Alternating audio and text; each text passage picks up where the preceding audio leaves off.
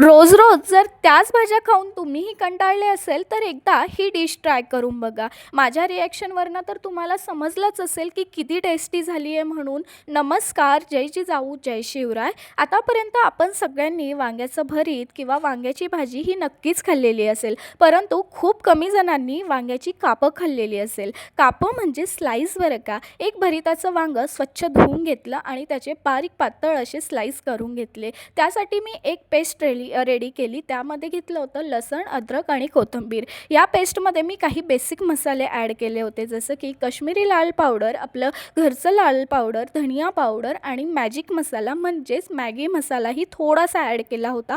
हळदही add केली होती आणि थोडं नॉर्मल मीठ आपल्या चवीनुसार ॲड केलं होतं.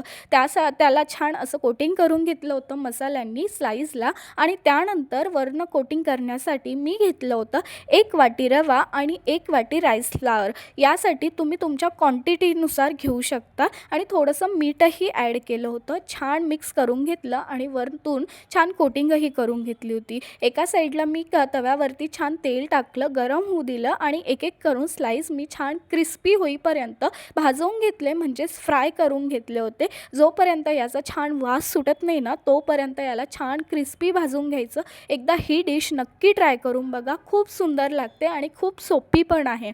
चला भेटूया आपण नेक्स्ट व्लॉगमध्ये. तोपर्यंत तुम्ही लाईक, शेअर, सबस्क्राईब करायला विसरू नका अशाच नवीन नवीन व्हिडिओजसाठी. चलो बाय.